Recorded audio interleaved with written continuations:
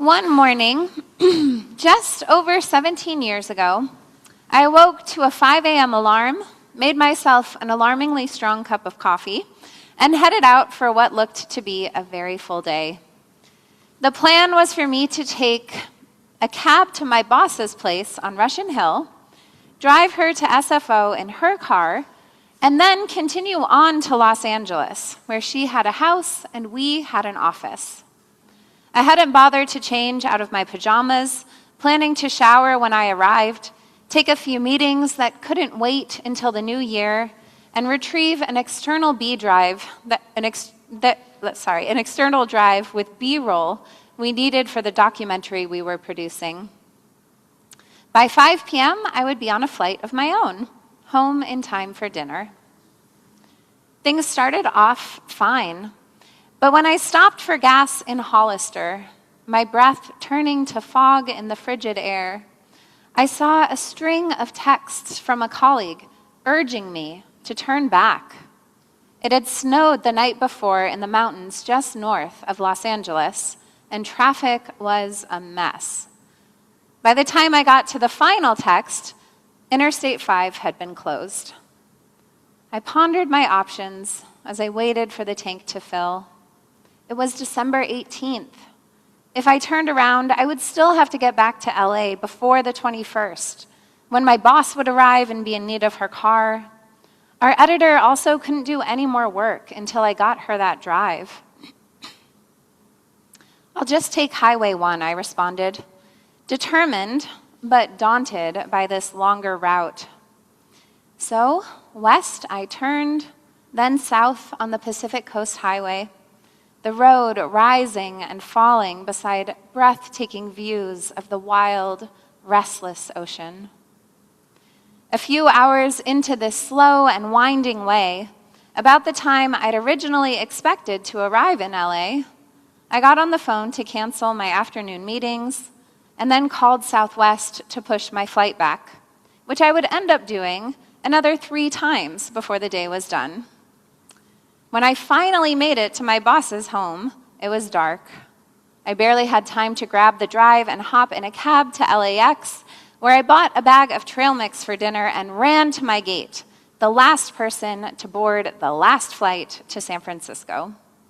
I squeezed into the only seat available, tucked between a guy sleeping against the window and another visibly displeased by this last-minute loss of elbow room, and sent a text to my sister, with whom I lived. Terrible day, finally heading home. I was grumpy, tired, still in now rumpled PJs. I breathed a sigh of relief as we took off, glad this no-good, very bad day was finally coming to an end. I had just opened my trail mix and started reading a magazine when the guy in the window seat stirred, then tapped me on the arm. I bristled, but made myself smile politely at him as he gestured around us and said with a laugh, "I think we're the only 2 people on this plane who aren't wearing headphones." I followed his gaze and was startled out of my annoyance by the cartoonish sight. It was only 2008, but he was right. Everyone else in view was plugged into one device or another. I laughed, a moment of actual delight and connection in an otherwise draining, dreadful day. "You're not wrong," I replied. What followed was a lovely half-hour of conversation, at the end of which the stranger asked for my phone number, which I gave. But when I got home that night and found my sister in our kitchen making a cup of tea, I did not tell her about this. Instead, I told her about everything that had gone wrong that day, how much extra work missing those meetings would make for me, how tired I was by this job that always had me hustling.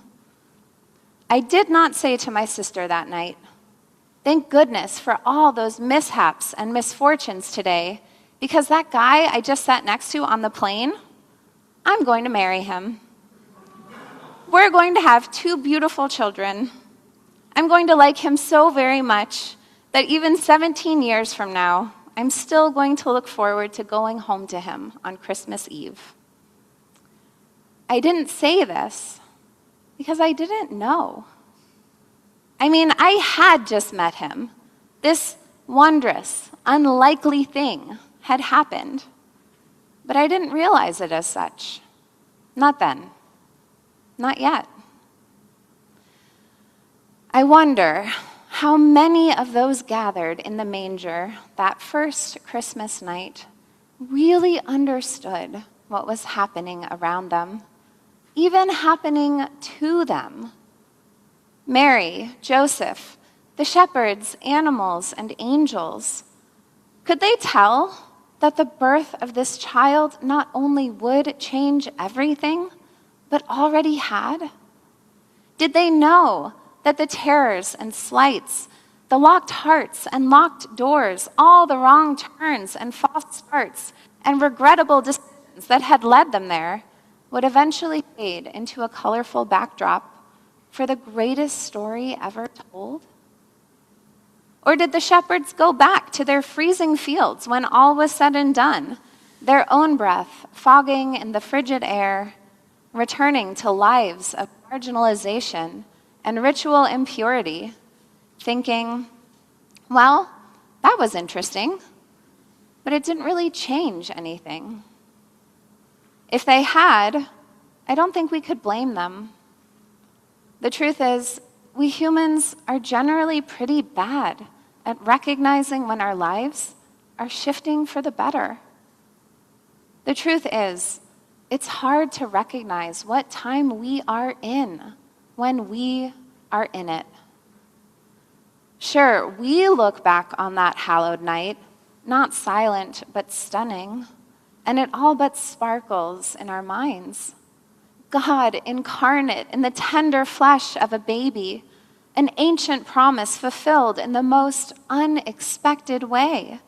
Generations of prayer answered in this, the warm, soft body of a newborn, entrusted to parents living in poverty, to a people occupied and oppressed. God's power revealed in weakness and dependence.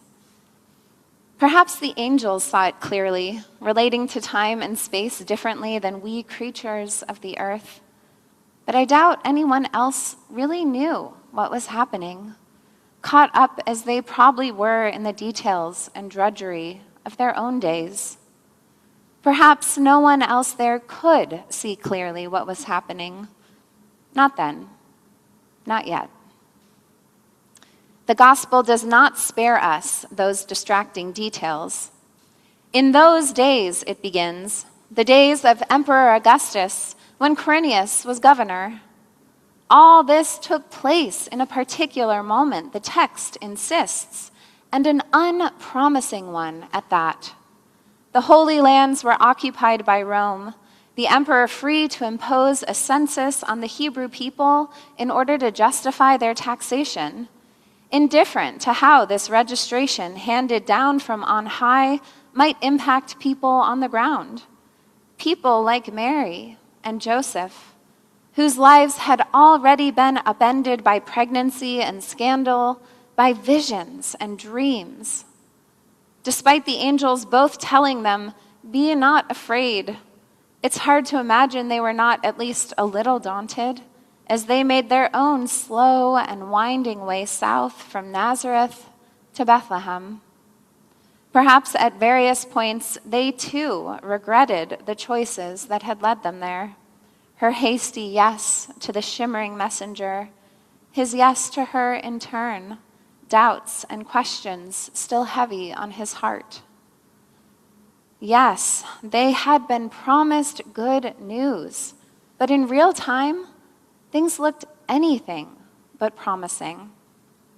In fact, they looked downright precarious.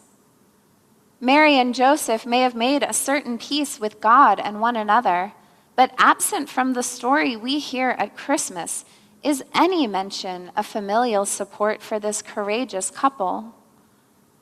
Perhaps doing what they knew to be right had been deemed too radical, too much, too extreme by those they loved. They had been promised good news, but their tender beginning as a family was still interrupted by the census imposed from afar. Their people had lived under the yoke of foreign rule for 60 years, about as long as Americans lived under the doctrine of separate but equal before the 1954 Brown v. Board of Education ruling overturned legal segregation. Just before that landmark decision, very few people saw clearly that the world was about to change for the better. Perhaps the status quo seemed more entrenched and inevitable then than ever before, it being so very dark before the dawn. Mary and Joseph had been promised good news, but good news is hard to see in the midst of chaos, uncertainty, and fear. It was for them, and it is for us. Part of the problem is that we just aren't great at recognizing when our lives are shifting for the better. But part of the problem is that God simply does not show up in the ways we expect. The chosen people were waiting for a Messiah, a military leader as fearsome as their foes, someone who would not only liberate them but crush their opponents. They wanted a king, and they got a baby. They wanted revolution, and they got the Word robed in flesh, radiating reconciliation and peace. They were looking to the centers of power for a sign, and instead the Son of Man appeared on the wrong side of the tracks, in a place as neglected and maligned as many rural towns today. We want God to come in and fix what is broken in one fell swoop, not only to comfort the afflicted, but to undo the harm, not only to soothe our sorrow, but relieve our grief. What difference can this baby make in a world as broken as Mary and Joseph's, in a world as broken as our own? A few weeks ago, I stood on the sideline at a local middle school watching my son's soccer team compete in a heated match. At some point in the second half, a defender on the other team attempted to clear the ball, only instead of sending it soaring across the field, he sent it soaring right into my son's face. All of us parents on the sidelines winced, but Soren seemed to shake it off. I was quickly absorbed back into the action until a few minutes later, I felt a tug on my sleeve.